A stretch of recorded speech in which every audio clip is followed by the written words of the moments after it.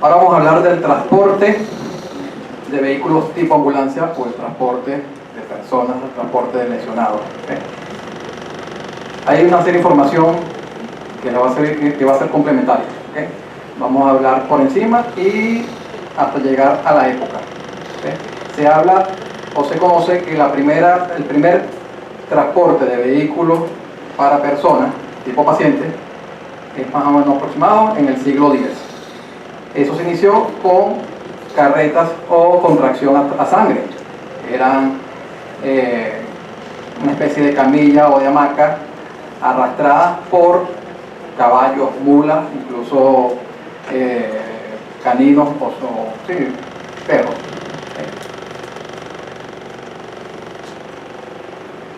Con el tiempo se fue modernizando lo que es la evolución de todo lo que es la medicina y lo que es la evolución del parque automotor, que fueron y con el tiempo.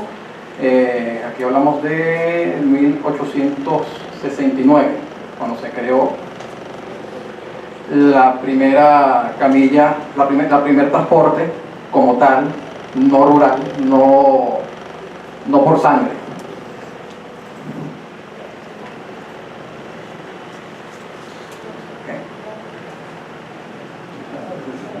En 1905, o contemporáneo a la Segunda Guerra Mundial, empezamos a ver lo que son las ambulancias con personal médico, personal sanitario, para extraerlas del sitio del suceso.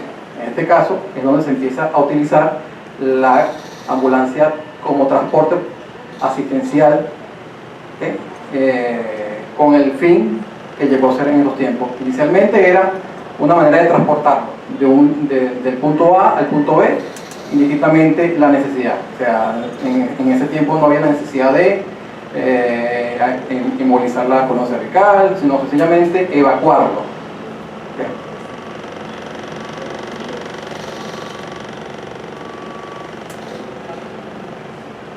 Aquí hablamos de cuando pasó a ser los vehículos en chasis. Fíjense que este tipo de ambulancia es como una especie de furgoneta.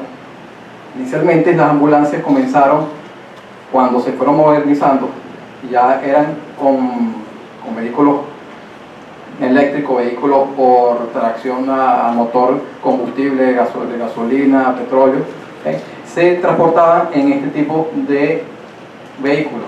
Inicialmente no contaban con ni sistema sonoro, ni con sistema de luces, ni nada que les identificara con ambulancia, sino sencillamente se comenzó con el transporte de furgonetas para pacientes, para cadáver. Como era un vehículo amplio donde podía entrar el paciente acostado en su totalidad, se dispuso de esos vehículos para la época. Acá en el Perú hay una norma técnica, esta fue la que conseguí, posiblemente existan unas más nuevas, pero buscando, esta fue la que más se parecía a lo que íbamos a hablar acá, la norma técnica del año 2006, norma técnica 051 del MINSA, y está su reglamento. Entonces, según la clasificación y el lugar donde se presente, ustedes ya conocen que hay ambulancias rurales y ambulancias urbanas. Entonces eso va a ser según la ubicación. La ubicación igual puede contar según la ubicación y el tipo. Están clasificadas en 3 tipos, tipo 1, 2 y 3. Según la ubicación va a ser rural, según la ubicación va a ser urbana. Si necesitamos una ambulancia que necesita en trabajo de mina o en zona boscosa, montañosa, se requiere ambulancia indistintamente. El tipo va a ser una ambulancia rural.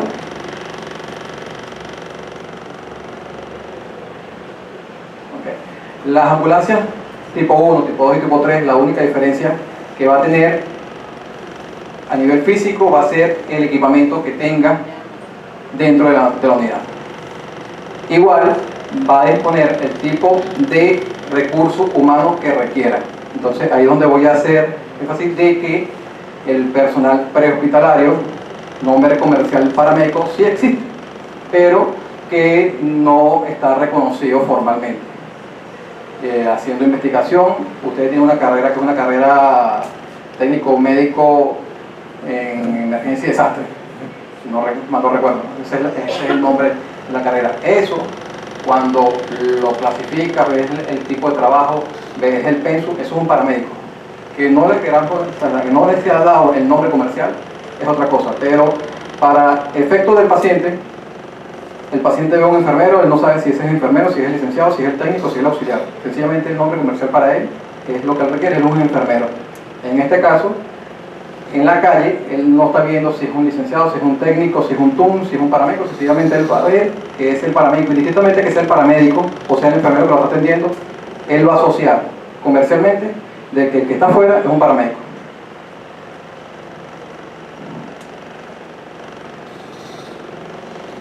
De las ambulancias tipo 1, básico. Solamente está la camilla. ¿Qué otra cosa que ustedes conozcan como una ambulancia tipo 1? Balón de oxígeno. El monitor no está en una ambulancia tipo... ¿Qué más? Pulsoxímetros, sí, están los equipos básicos para monitorizar los signos vitales o las funciones vitales. Entonces tenemos la camilla, tenemos todo eso según la norma técnica del MINSAE. Indistintamente, aparte de lo que es el equipo asistencial prehospitalario, también por norma hay una serie de insumos médicos que están por norma. Ahora, cuando uno estudia la norma, esa norma hay que hacerle poco a poco, como han hecho durante el tiempo. Todas las normas tienen modificaciones y adaptándolo a las necesidades reales. Sin embargo, esas necesidades todavía no se han estudiado porque hay muchos equipos que están dentro de los 3 tipos de ambulancias que se vencen allí. ¿Esto por qué? Porque quien las diseñó está muy bien encaminado, pero no trabaja la parte prehospitalaria. Entonces, ¿qué están haciendo? Están haciendo un apéndice de la parte asistencial en un vehículo prehospitalario. Entonces, hay muchos recursos que se pierden monetariamente porque no se utilizan. Y por norma técnica, cuando algo está fuera de la fecha, hay que retirarlo. Y es algo que no se utilizó y que posiblemente hizo falta en otro lado. ¿Okay? En las ambulancias tipo 2 cuentan el equipo básico, el equipo de según la norma, la camilla, las férulas. Fíjate que en la norma no habla de férulas rígidas, sino habla de férulas. Y muchas ambulancias tienen férulas neumáticas. Y eso ya no se usa. Pero es cuestión de ir corrigiendo esa norma técnica, ¿okay? O de que entre todos hagamos un trabajo y llevemos la idea, mira, esto según evidencia y tenemos de dónde sacar esa evidencia porque hay instituciones que se dedican a eso. Según la evidencia dice que esto ya no se trabaja, ya no debe ir en la unidad. En el caso de la inmovilización de las férulas neumáticas, crean síndrome compartimental. Entonces, eso en este caso ya por el PHTS y TLS, las recomendables son férulas rígidas o férulas al vacío, que al contrario de comprimir las extremidades, solamente se ponen rígidas. Ocupa menos espacio y a la hora del trabajo son mejor manipulables. Tienen las tablas rígidas, tienen las tablas escúpero cuchara, que en muchos casos por desconocimiento lo utilizan como la cuchara la utilizan como una herramienta de transporte y no es una herramienta de transporte, ya tiene su nivel o su uso específico. En muchas ocasiones para lesiones de cadera, ¿okay? Por su forma de cuchara, ella alinea lo que es el fémur con la cadera y está alineada y por ende anatómicamente ahí la lesión es menor. También se cuenta con los collarines adultos y collarines pediátricos. También contamos con el Kendrick o el KED, también es obligado en los 3 vehículos. ¿Qué otro equipo tenemos aparte del tensiómetro, del saturómetro? ¿Qué más tenemos que no tiene la básica, pero sí tiene el tipo 2? Oxígeno vamos a tenerlas en todas, obligado. ¿Okay? En la tipo 2 contamos ahora con se le agrega lo que es un monitor o un DEA. Básicamente es el DEA lo que tiene que ir por norma en una ambulancia tipo 2. ¿Okay? O en su defecto de un DELA, un monitor desfibrilador. ¿Okay? Eso no está obligado por norma en la unidad o en la ambulancia tipo 1. En la ambulancia tipo 3 tiene todo lo que lleva a la 1 y la 2. ¿Okay? A eso también le sumamos a la 1 y la 2 las sillas de evacuación,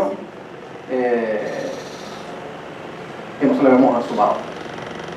Tenemos en la ambulancia tipo 3, tenemos todo el equipo que contiene la ambulancia tipo 1 y tipo 2, y a eso le sumamos equipos más avanzados como lo que son un monitor multiparámetro, un EKG, un ventilador mecánico y un equipo de infusión.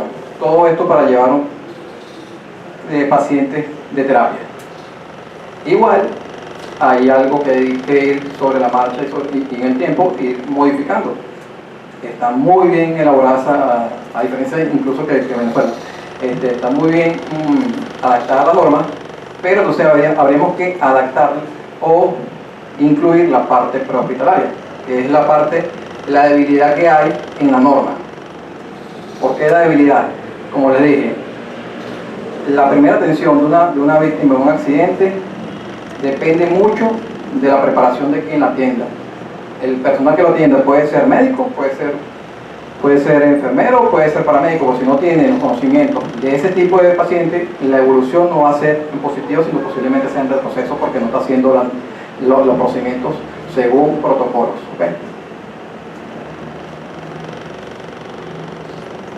Fíjense que cuando llegué a Perú me decían no, que el paramédico como no está reconocido en la ambulancia, en ningún tipo de ambulancia se puede montar, sino solamente se puede montar licenciado. Y a mí me llamó mucho la atención esto y empecé a investigar y yo soy más curioso que un niño chiquito.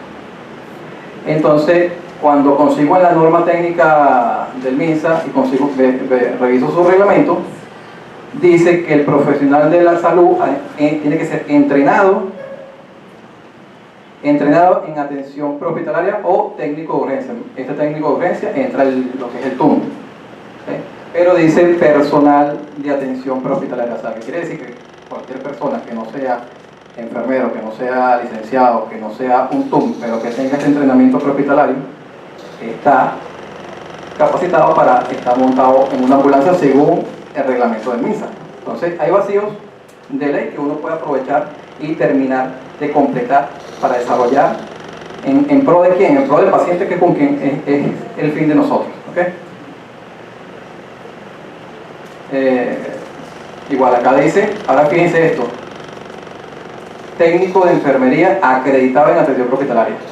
Entonces hay un vacío porque no dice quién es el que acredita al técnico, pero sí dice que es como que esto es importante de que sea en atención prehospitalaria, o sea, que reconocen de que esto es un tipo de paciente muy distinto a lo que es un paciente asistencial intrahospitalario.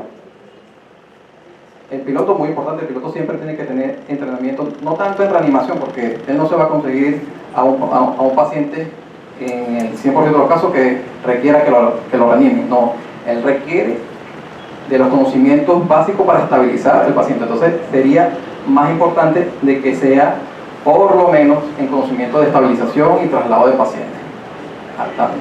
Claro está que también en la reanimación. En una ambulancia tipo 2 dice lo mismo: profesional médico o profesional de salud acreditado, y sin embargo también hablan de que el personal médico tiene que ser acreditado en manejo y transporte de pacientes. O sea que el médico, por ser médico, no en su formación la ve muy por encima de lo que es un transporte sanitario a nivel prehospitalario. Entonces requiere de que el médico se capacite en el transporte de lesionados a nivel prehospitalario. Igual la misma condición, profesional de salud entrenado en atención prehospitalaria o técnico de urgencia. El piloto, el mismo requerimiento del anterior. Acá habla del técnico de enfermería acreditado, igual que en la ambulancia tipo 1. En la ambulancia tipo 2 tenemos lo mismo, la diferencia es que aquí sí hablan de un licenciado, o sea que un paciente que requiera todos los cuidados de un UCI, le dicen ustedes, al tipo 3. Sí, bueno, un paciente tipo UCI debe ser un licenciado por su nivel de formación, pero tampoco nos excluyen a nosotros como paramédicos, dice, o profesional de salud entrenado en la atención prehospitalaria. Entonces, por curioso, yo llegué a esto y les di a entender de que el personal de primera mano es el personal asistencial. Claro está que para que el paramédico, el TUM o cualquier persona entrenada en la parte prehospitalaria maneje una ambulancia tipo 3, tiene que conocer, tiene que tener cursos que estén acorde al paciente que van a llevar. O sea, no porque tenga una certificación de un curso de paramédico quiere decir que yo sepa manejar un ventilador mecánico, que sepa manejar una bomba de infusión, de que sepa cuál es el comportamiento de lo que está sucediendo y cómo yo pueda mejorar algún defecto, tanto sea del equipo o que fisiológicamente está sucediendo algo en el paciente y yo tenga que hacer una modificación en el equipo. Si yo no sé manejar eso, no debo meterme en ese tipo de trabajo. Uno tiene que estar muy claro en los conocimientos que tiene, acorde a lo que va a realizar.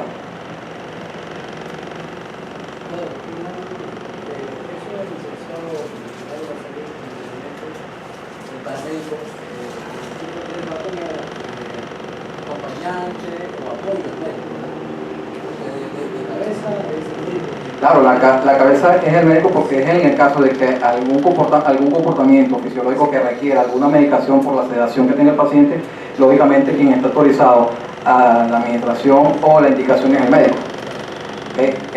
Y el médico igual, no todos los médicos manejan un paciente tipo 3. Es donde yo le digo de que cuando nos montan un médico, cuando montan a cualquier ayuda a la ambulancia, se montan. Y yo le digo, en el caso de nosotros, le digo, mira, pues tú no eres José Gregorio Hernández, en este caso aquí le podría decir, tú no eres San Martín de Porres, de que él se va a salvar porque tú llegaste. O sea, si tú me sabes manejar estos equipos y sabes cuál es el comportamiento de lo que está sucediendo con el paciente y que a la hora de alguna modificación fisiológica sepas qué hacer con el equipo, los ventilatorios y todo lo que conlleva un paciente tipo 3, sí deberías estar ahí. Si no sabemos, no deberíamos meternos. ¿Okay? Deberían estar un médico o un paramédico, un médico o un licenciado. Correcto. O sea, inicialmente siempre tiene que estar el médico como responsable del equipo. ¿Qué puede suceder? De que el médico sepa las dosificaciones pero no sepa trabajar con el equipo. Y es lo normal que sucede en algunos casos, de que el paramédico y el técnico, el licenciado, sabe manipular el equipo y sabe qué está sucediendo fisiológicamente y cómo es la respuesta equipo-paciente, pero el médico solamente sabe que sucede algo y que hay que mejorarlo, y pasa, pero el médico solo no hace nada, el paramédico solo no hace nada, el licenciado solo no hace nada. Tiene que ser un equipo multidisciplinario donde los tres se completen y que hablen el mismo idioma. Si no,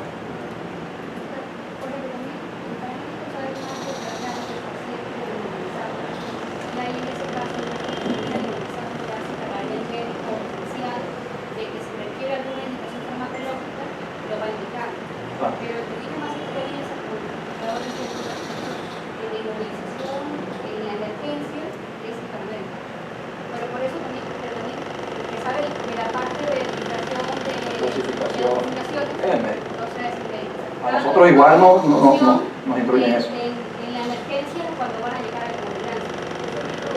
Aquí se ve mucho, es el tipo 3 de asistencial a asistencial, de público a privado, de privado a público, de un estudio, haces el estudio imagenológico y lo regresas otra vez al centro asistencial y tienes que ir con el profesional. Pero ¿qué pasa cuando ese paciente no está en un centro asistencial y está en la calle y amerita tipo 3? Pasa, y entonces ahí es donde el personal de salud, sea el nombre que tenga, sea enfermero, sea el licenciado, sea paramédico, tiene que estar preparado para solventar ese problema. Dentro de la ambulancia, no creo que serían 3 personas,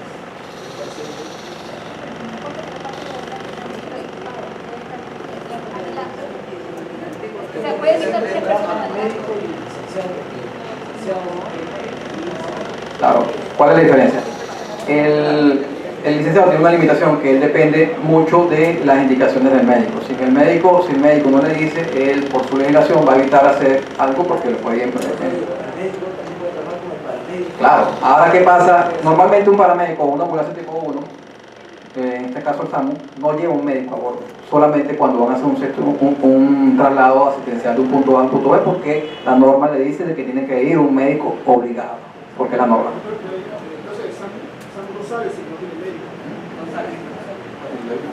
Bueno, llega a un sitio y no tenían el... Pero bueno, en el caso de los bomberos, en el caso de la policía, que aquí hay competencias que están mal ubicadas. Yo he visto policías atendiendo pacientes, está muy bien, pero ¿qué pasa? Que yo como paramédico, como bombero, me dicen, tienes que apoyar en el control y en el resguardo, lo voy a hacer, pero no lo voy a hacer con la misma calidad que lo va a hacer un policía, porque él está entrenado mentalmente para el control de la parte de seguridad y defensa. Nosotros no. Entonces, ¿qué pasa? Normalmente vas a conseguir porque su prioridad es sacar al paciente donde esté, como sea. Y ahí es donde yo digo que ese no es el profesional adecuado o el trato adecuado para este tipo de pacientes. En este caso, la competencia está mal dirigida. Tenemos también incluso dentro de los bomberos, por necesidad, hay que llenarse el carro y me ha pasado, pero ¿por qué me vas a cambiar a mí el carro y me mandas a mí para el camión si yo domino más la parte propietaria que a él, que domina más el agua, y lo mandas para la ambulancia? Entonces tienes que tener coherencia funcional de que el recurso humano es muy valioso. En la parte propietaria, en muchos sitios no cuenta con un médico, porque sacar un médico de repente de un centro asistencial, que es un recurso que te va a evolucionar el paciente muy rápido, o sea, lo sacas y te va a atrasar el trabajo, para que lo coloques en una ambulancia que va a pasear, ejemplo. Pero resulta que en ese paseo se encuentran un volcamiento, se consiguen algo donde requieren los conocimientos de una unidad tipo 3. Pero resulta que él estaba en ese momento en la ambulancia por cubrir una necesidad.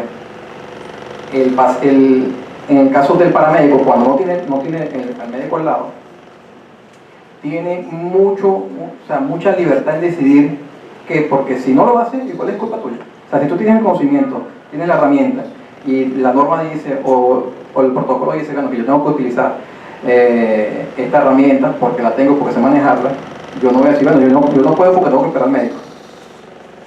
Entonces, ¿qué pasa? Ahí, como existe un vacío, un silencio de ley, nosotros como paramédicos podemos desarrollarla en beneficio del paciente. O sea, mire, yo no quiero que ustedes creen la ley y la legislación para que al fin me reconozcan, no, porque incluso el TUM estudia 5 años y no gana lo mismo que el licenciado, pero estudia sus 5 años. O sea, que no es un trabajo que lo hacen por dinero.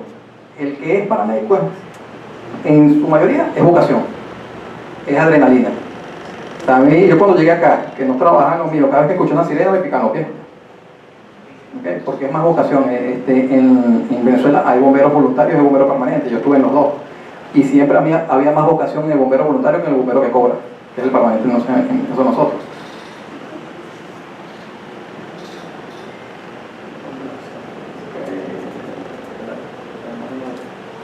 Esto ya lo hablamos, ¿okay? No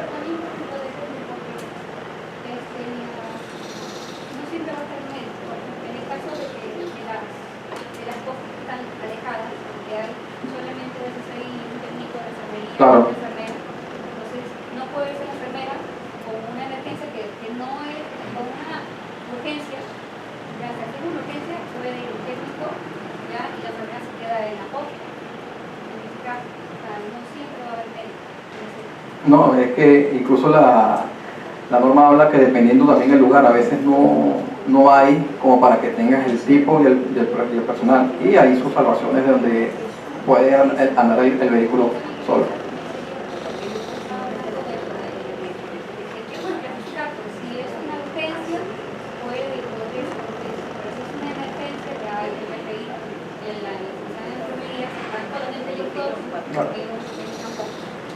Claro, por norma técnica de su país, tienen que ir ellos a uno. Al paramédico no lo nombran, pero sí hablan de que alguien entrenado en prehospitalario, o sea que eso es como yo le digo, te odio pero te amo, vete pero te necesito. O sea, el paramédico es un recurso que quieran o no, lo necesitan. ¿Cuándo van a entenderlo? Cuando sea el hijo de un ministro, cuando sea el familiar de un presidente, cuando sea alguien importante que van a ir contra él, eso sí, pero tú no le dices la importancia. Y tienen que entender que ese personal, indistintamente que sea licenciado, que sea enfermero, tienen que entender que la preparación prehospitalaria para este tipo de vehículo, que es una extensión del hospital, pero que el paciente se maneja de forma distinta, hay que hacerla obligado, sí o sí, como dicen ustedes.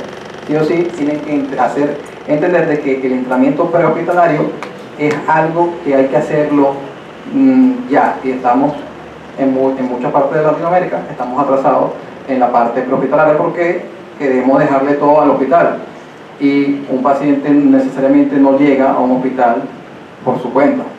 Un paciente llega producto de un hecho fortuito y llegan unidades para hacer ese traslado y esa unidad cuenta con los equipos según la norma y el personal, el recurso humano según la norma y los conocimientos según, ahí donde está el vacío, según quién, porque no hay una norma que diga cuál es el conocimiento que tenemos que tener en eso. En eso tenemos que trabajar. Según la norma del MINSA también habla de lo que es la parte técnica de una ambulancia, incluso habla de ancho y altura.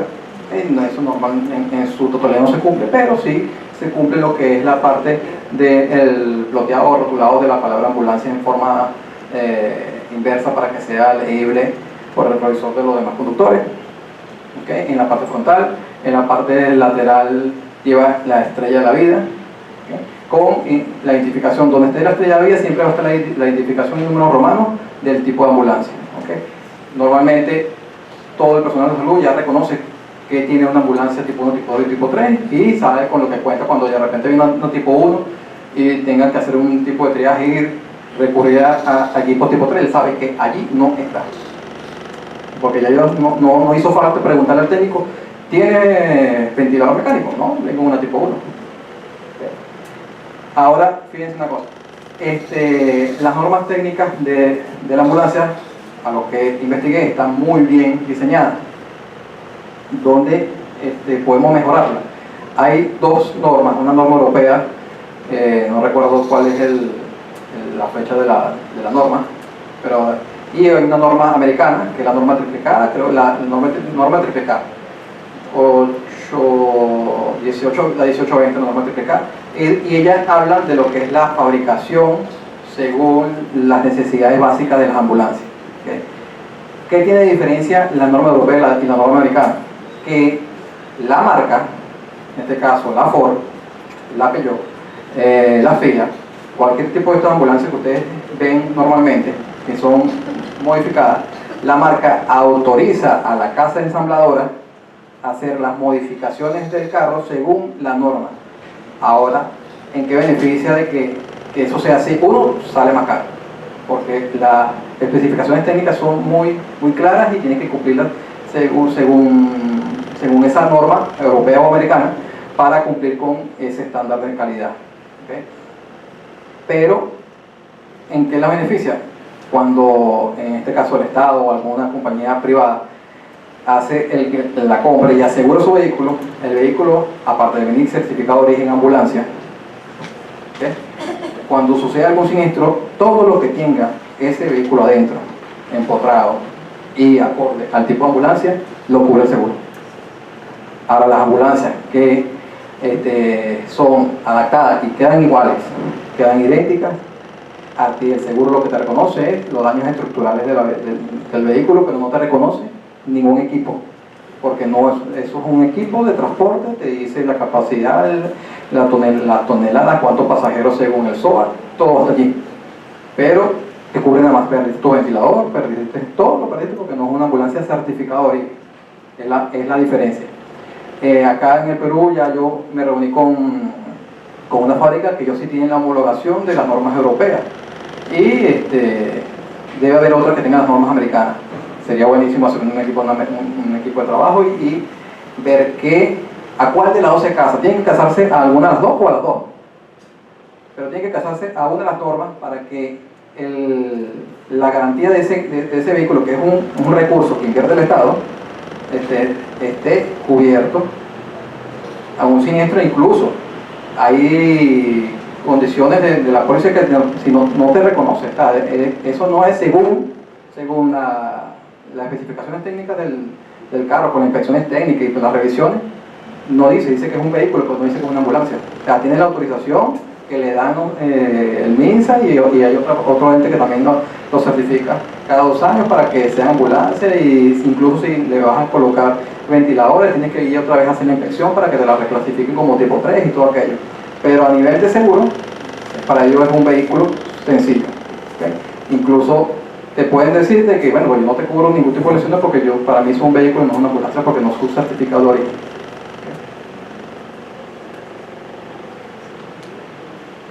Como dice acá, otra historia, ¿okay? De repente Edwin me ayuda en la parte de la Cruz Roja, que la conoce más. Fíjense, durante todo la trayectoria de la ambulancia, inicialmente se utilizó la Cruz Roja para hacer referencia a que era un vehículo de transporte de pacientes. ¿Qué pasó? Normalmente, como eso se usaba en la Segunda Guerra Mundial y se usaba en conflictos bélicos, para eso como sinónimo de paz, de que a la Cruz Roja, en teoría, no estaba en una zona de paz y no había guerra, no habían balas, contra ellos no había nada. Ellos podían salvar tanto a este bando como a aquel bando. Para ellos es indiferente, pero ellos están trabajando con una vida. Más adelante hubo un conflicto porque empezaron a usar la parte hospitalaria una cruz anaranjada muy similar a la Cruz Roja.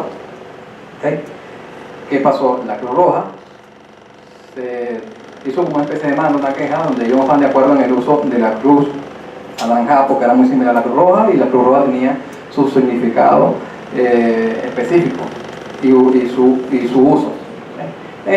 En ese caso, hubo un señor que era el director, en este caso por poner acá de la vía rápida o vía expresa o de tránsito, que estaba encargado de ese circuito. Él creó lo que es la Estrella de la Vida, ¿okay? Y esa Estrella de la Vida tiene significados operacional, un significado bíblico y un significado mitológico, ¿okay? Cuando ellos ganan la Roja, ganan entre comillas la demanda, y a partir de ese momento sale la Estrella de la Vida, es donde empiezan a identificar que la Estrella de la Vida es la parte prehospitalaria y que la Estrella de la Vida debería estar en las ambulancias. Ahora la vemos en cualquier tipo de símbolo. Una farmacia tiene la Estrella de la Vida, un médico, un consultorio tiene la Estrella de la Vida, pero es algo que tiene un mal uso, ¿okay? Pero eso fue por malas conductas adquiridas durante el tiempo y se quedaron allí. Eso es como cuando uno sale de la casa y se le olvidó que la media hay que ponerse entre el zapato. Ya eso para corregirlo pues. Entonces, ¿cuál es la parte operativa de la Estrella de la Vida? La Estrella de la Vida son una estrella de 6 puntas, como dice ahí, que no es más sino la cronología, en forma de la aguja del reloj, del suceso hasta un final feliz. La detención, se puede hablar de la detención, lo que es la calamidad, lo que está sucediendo, el siniestro en el momento. ¿Okay? La respuesta es la respuesta al punto número 1, que puede ser la activación del sistema de emergencia. ¿Okay? ¿Para qué? Para que llegue el reporte. Cuando se activó el sistema de emergencia, en este caso, ¿cuál es el número de emergencia de ustedes acá? Por preferencia. 116. Pero no está simplificado en un solo número. O sea, tú marcas 116 y te puede contestar para cualquier emergencia, o tienes que marcar algún número específico para bomberos o un número específico para la policía.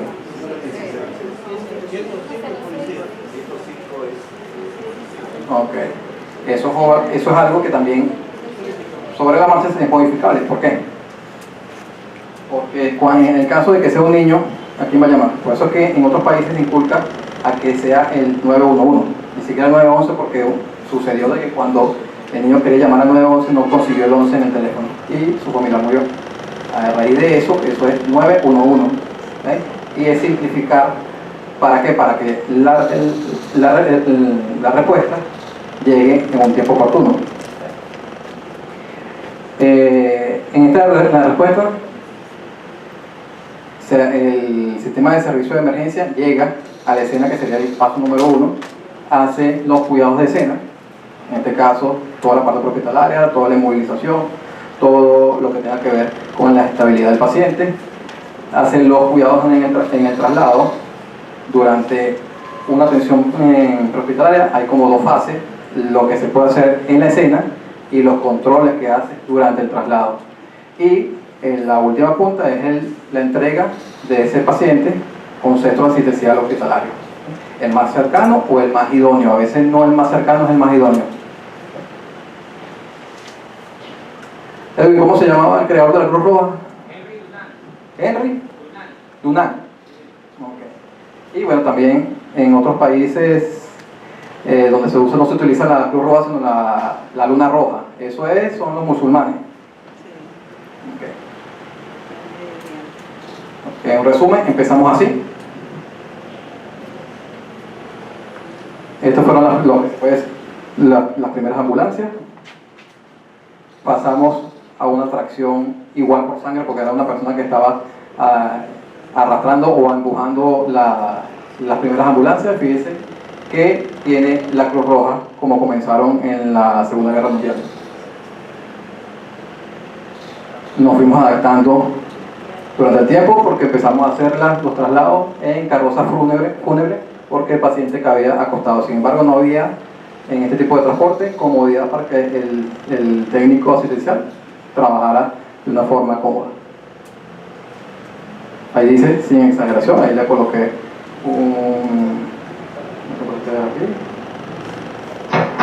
sin exagerar, ¿no? O sea, no vamos a hacer una ambulancia y le vamos a colocar todo lo que quepa.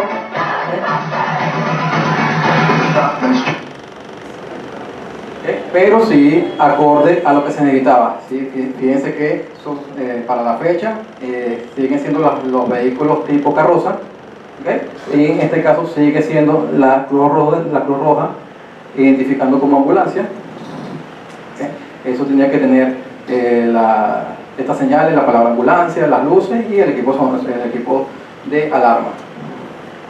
¿Okay? Nos fuimos modernizando. ¿Okay? Incluso no cargaron los sonidos en la presentación. Los sonidos de la ambulancia tienen, los sonidos que normalmente utilizamos son los sonidos americanos, que son 3 tonos. Al final de la tarde, si los logro bajar, hago una breve reseña, el uso de esos sonidos y el por qué. ¿Qué pasa? Que aquí piensan de que eso se pone porque la gente lo escucha, y eso tiene un comportamiento fisiológico, se puede decir, en el transeúnte y en el que va manejando. O sea, según el tipo de sonido, hay una reacción. Entonces nos fuimos modernizando según las necesidades, llegamos a ambulancias más modernas, ¿okay? Hasta llegar acá.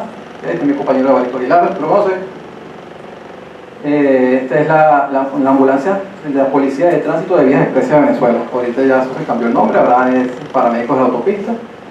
Eso es por dentro. Es una ambulancia que está netamente con equipo prehospitalario. Cuando se creó ese servicio, la jefa del servicio era una licenciada en enfermería.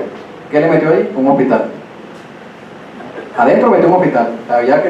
Y el dueño del proyecto, los dueños del proyecto le dieron a entender al que bajó los recursos de que eso no es un hospital, de que es una ambulancia y que tiene que tener esto y esto de equipo y por qué. Y se logró que la ambulancia fuera netamente prehospitalaria. ¿Okay? Ya esto es acá en Perú, muchas gracias a ustedes. Acá le dejo nuestro carro Ávila, nuestro Santo Ángel.